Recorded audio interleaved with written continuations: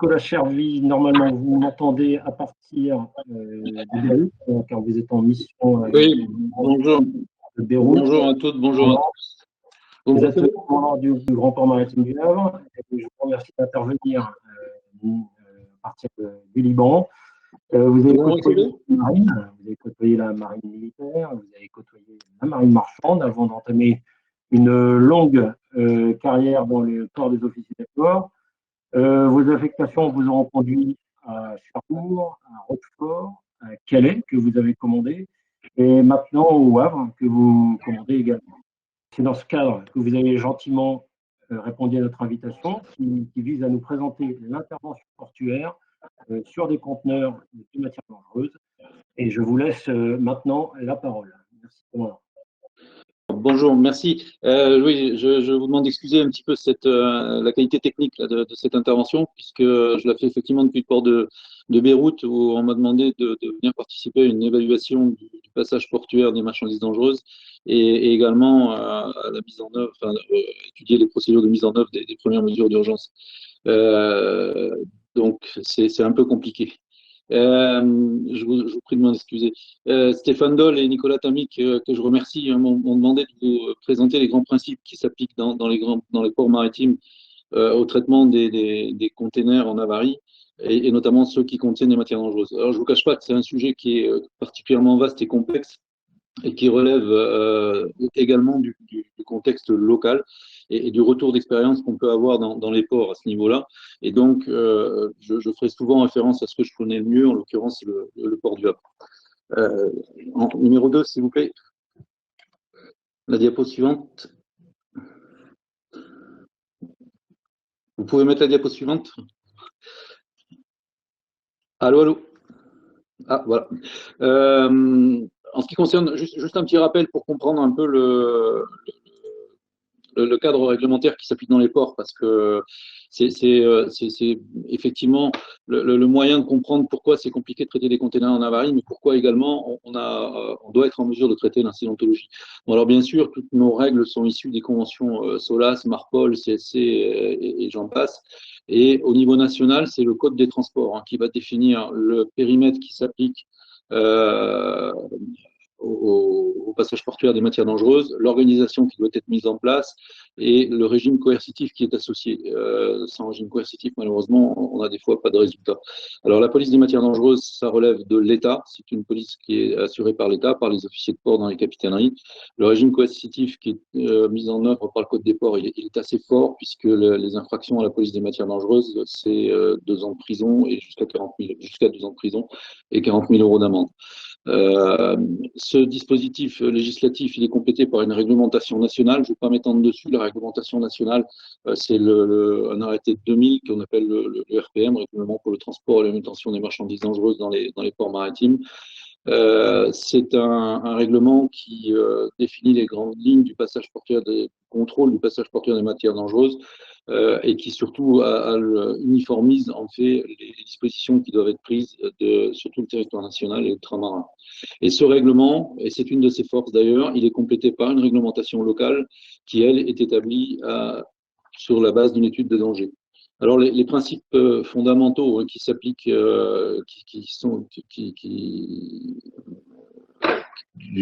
du cadre réglementaire, en fait, qui s'applique aux ports, le premier, ce sont que les ports ne sont pas extraterritoriaux des communes qui les accueillent, c'est-à-dire que tout ce qui prévaut en termes de sécurité civile s'applique dans les ports.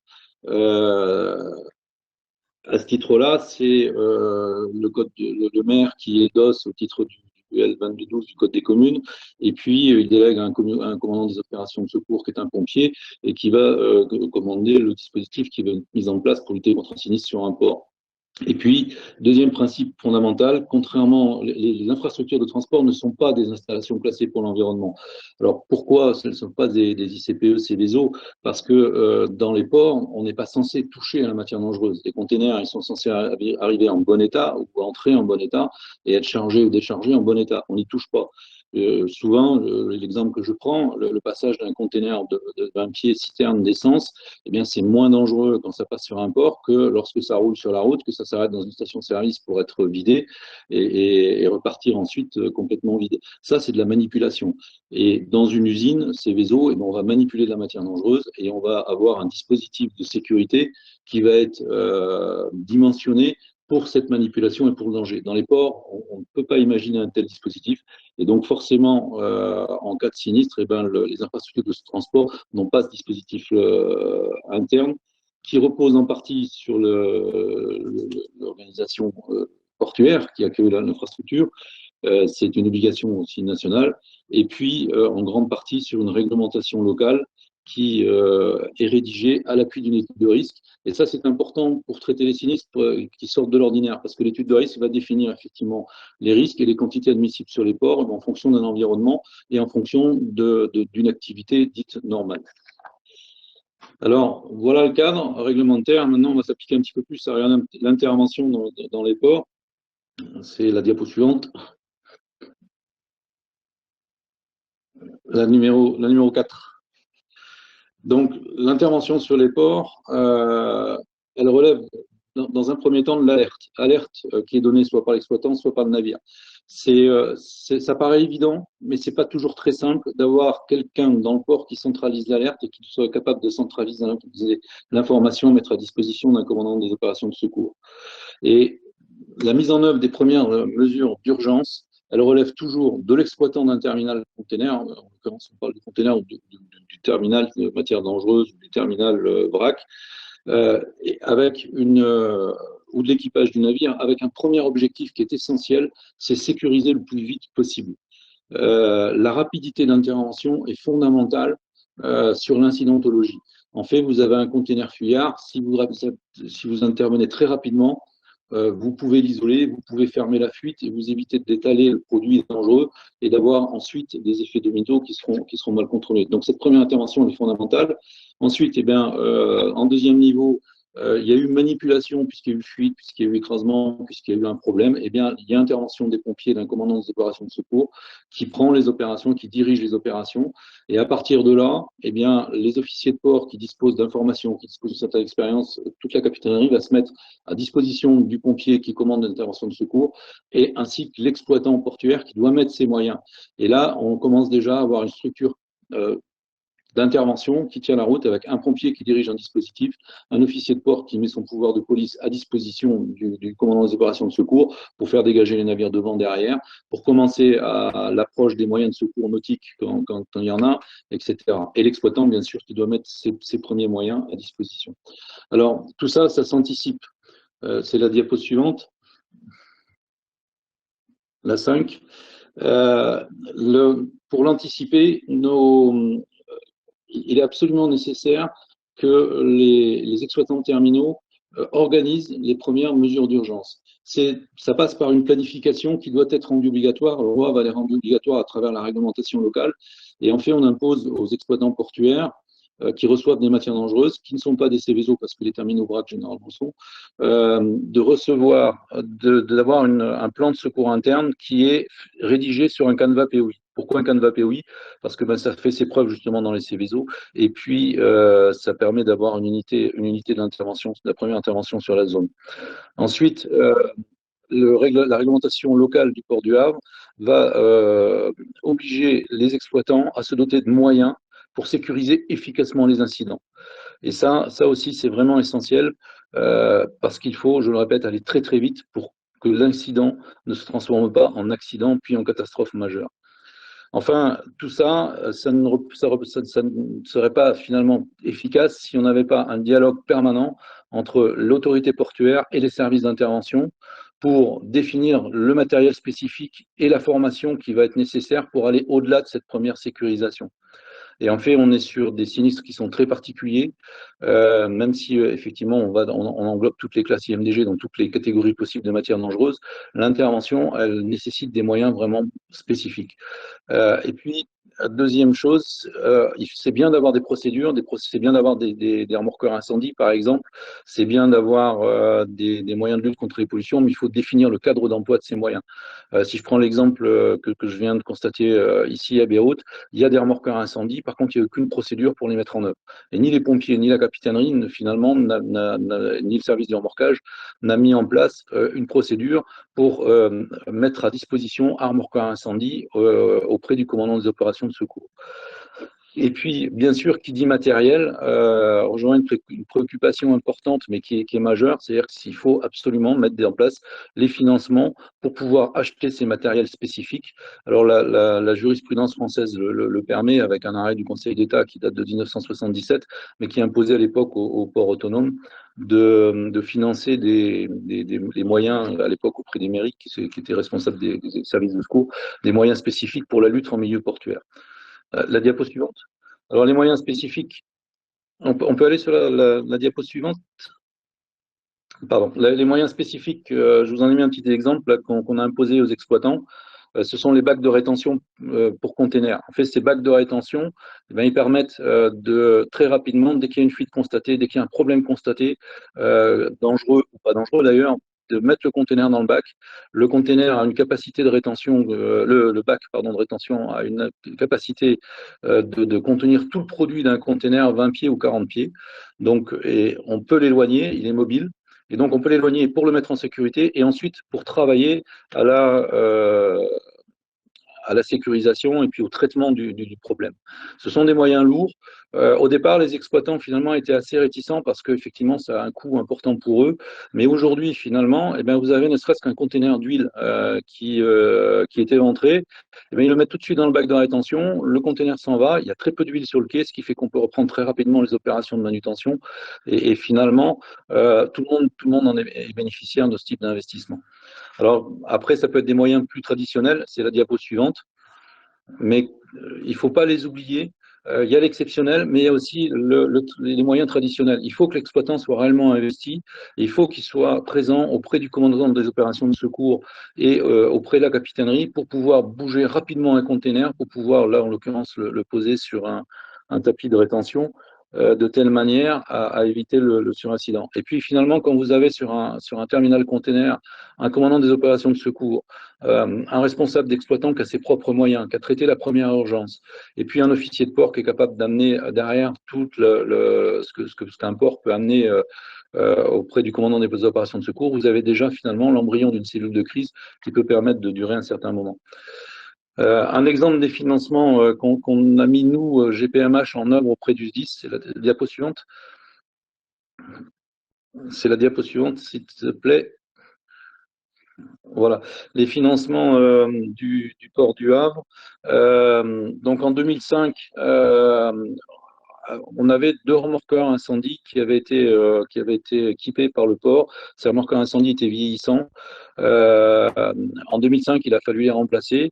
Et là, finalement, on a travaillé avec le SDIS et avec la société des abeilles qui est devenue Boluda depuis. Et finalement, plutôt que d'équiper 1 ou 2 remorqueurs ou d'acheter un bateau-pompe, on a décidé d'équiper 5 remorqueurs avec 2 fois 1200 mètres cubeurs, plus de la mousse, plus des clarinettes pour brancher des manches incendie pour alimenter les réseaux d'eau et former les personnels. Et dans le même temps, on a mis un protocole de mise en œuvre de ces remorqueurs avec des délais de ralliement, les conditions dans lesquelles on le faisait, comment est-ce qu'on faisait passer un remorqueur de l'exploitation portuaire traditionnelle à la mise à disposition d'un commandant des opérations de secours.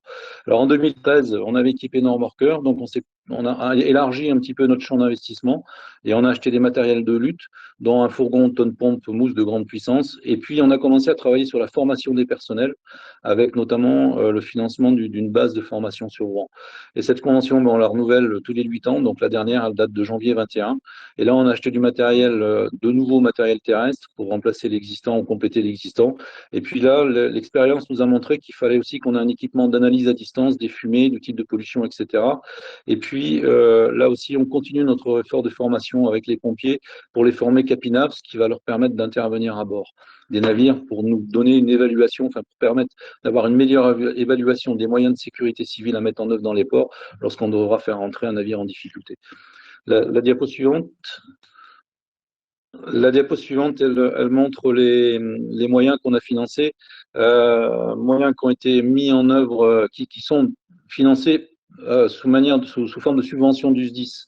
C'est-à-dire qu'on subventionne le SDIS qui les achète et ces moyens, donc, ils appartiennent au SDIS. Le SDIS les utilise et les positionne selon leur gré. Et pour information, ces moyens, par exemple, les clarinettes qui sont là sur la gauche, ce sont des moyens qui permettent d'alimenter les collecteurs à incendie et notamment c'est utilisé à Lubrizol. On a envoyé 2 remorqueurs dès le début de l'incendie à Lubrizol pour permettre d'alimenter en secours et après même en réel le collecteur incendie de la ville de Rouen dont le COS avait peur qu'il lâche.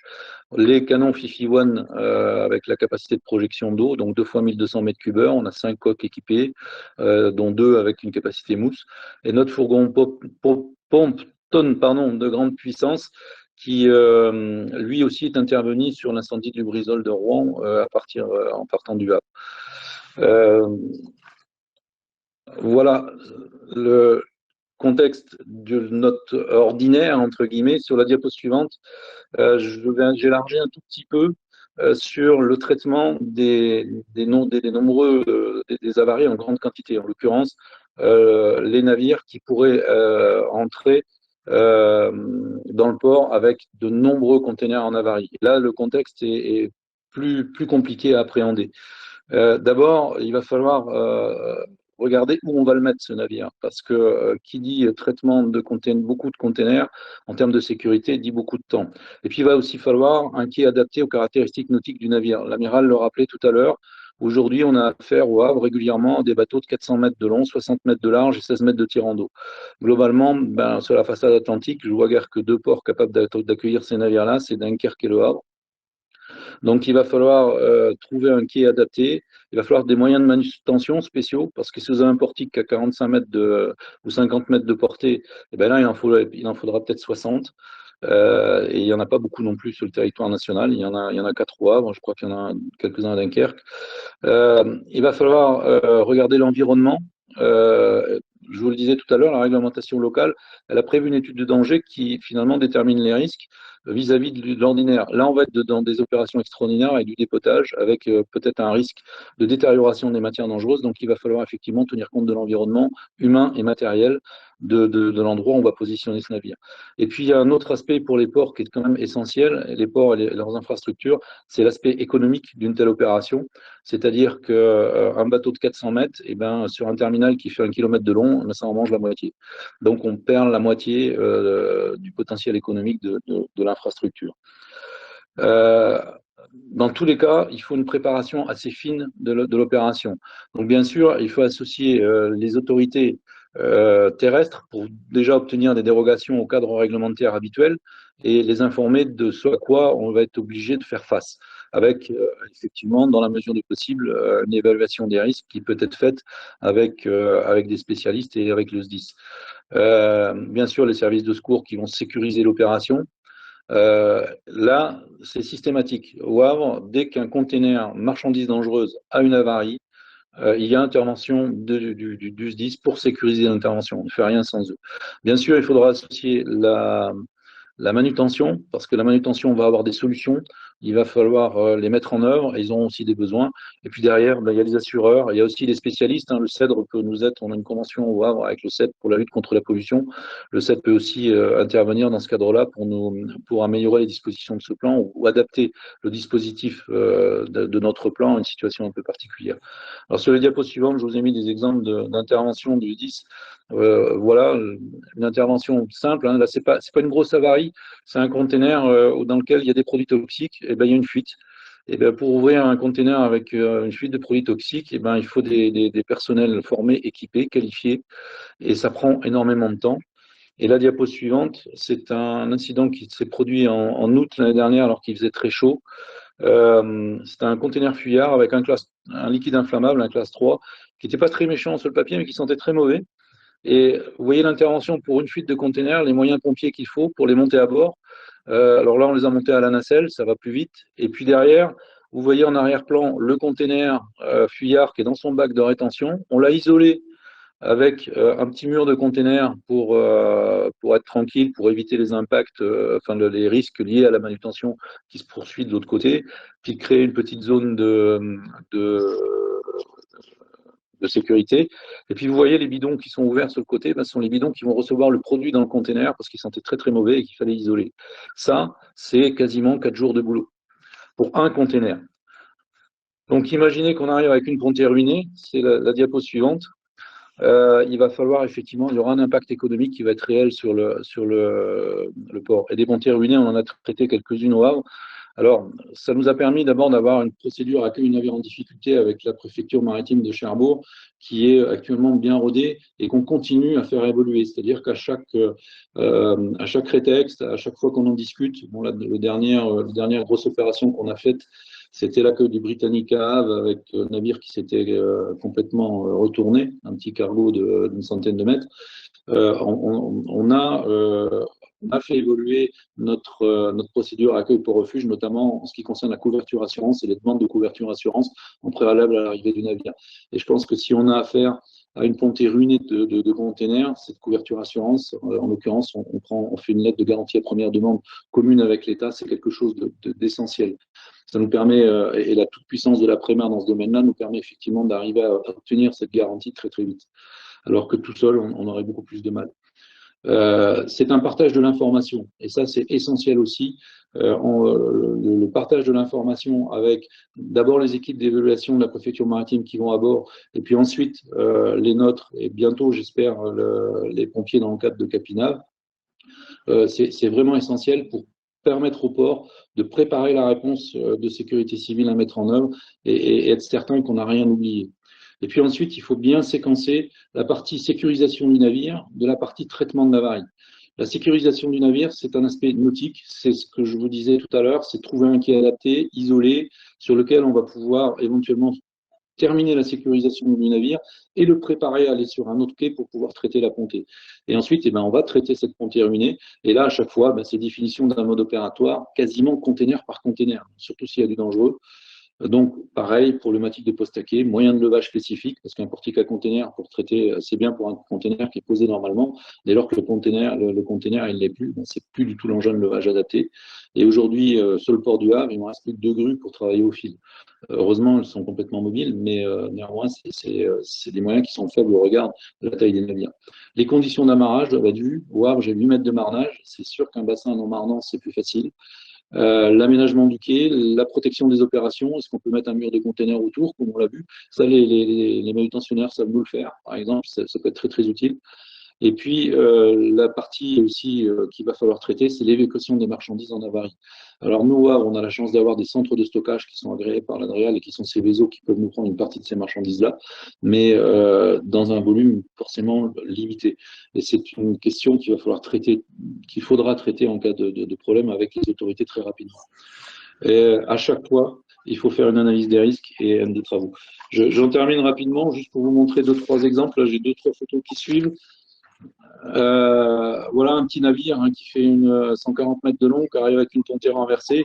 Et bien, dans un premier temps, il faut le mettre à quai bâbord, parce que si avec 8 mètres de marnage, vous le mettez bâbord, vous voyez ce qui va se passer. Ensuite, une fois que vous avez enlevé les dangereux qui ne sont pas abîmés en manutention normale, et bien, vous allez le déhaler sur un quai où il n'y a pas de marnage, avec une grue au fil pour traiter le problème. Et puis la deuxième photo, qui est peut-être plus connue, enfin plus caractéristique, c'est le Merksem Bawang qui est arrivé il y a quelques années avec une pontée arrière. Quand je parlais d'importance de l'information préalable, vous voyez, quand on est monté à bord, les premières photos d'hélico que nous a envoyé la Prémar, on se dit, bon, allez, ma foi, on colle bâbord, on sécurise et on verra bien. Et puis quand on est monté à bord, le commandant il nous dit, bah oui, mais ma plage arrière s'est effondrée, j'ai plus de treuil à l'arrière. Plus de treuil à l'arrière, plus de remorqueur. Plus de remorqueur, la mise à quai du navire, c'est déjà plus problématique. C'est-à-dire qu'en fait, il faut réellement aller à bord pour vraiment avoir la situation exacte. Ensuite, il nous avait caché que l'avant, ça ne marchait pas non plus. Mais ce n'était pas dû à la pontée. Ensuite, juste pour vous donner une idée, vous voyez, par exemple, c'est la manutention qui nous a dit il faut un radet bordoir, il faut un radeau entre le quai et le navire pour protéger l'engin de manutention qui va prendre. Si ça tombe sur le radeau, ça tombe dans l'eau. Et comme ça, on protège nos moyens sur le quai. Ça, on n'y aurait pas pensé sans les avoir consultés avant. Donc maintenant, on sait, mais c'est quelque chose d'important. Et vous voyez, entre les deux photos, il y a quasiment 2 mois de travail. pour un bateau de 360 mètres, 40 et quelques, presque 50 de large, et 13 mètres 60 de tirant d'eau. Donc c'est quand même quelque chose d'important. Alors pour conclure, très rapidement, c'est un petit peu les mêmes prérequis que l'amiral donnait tout à l'heure. C'est effectivement un partage de l'information à tous les niveaux, et quel que soit le type d'incident, dans le simple incident de container fuyard jusqu'à la pontée ruinée. S'assurer que les exploitants au niveau des ports sont capables de donner l'alerte et de mettre rapidement en place les premières mesures d'urgence. Ça, c'est essentiel pour éviter d'avoir plus de problèmes, de transformer de l'incidentologie en accidentologie. Maintenir un dialogue permanent avec les services de lutte contre les sinistres pour définir les besoins spécifiques en milieu portuaire et les formations aussi. Bien sûr, mettre en place les financements, c'est essentiel. Et puis, au-delà de la sécurisation, à chaque fois, il faut définir un mode opératoire et puis réévaluer tous les jours quasiment ce mode opératoire, voire container par container dans certains cas. Et à partir du moment où on est dans cet esprit-là, on doit pouvoir appréhender mieux ce type de sinistre, sachant qu'il faut rester humble et que le prochain, je suis absolument incapable de dire ce que ce sera et si on sera réellement capable de le traiter aussi efficacement qu'on l'a fait avec les autres. Voilà ce que je pouvais vous dire sur les ports, et je vous remercie de votre attention et vous prie de m'excuser une nouvelle fois pour la qualité technique.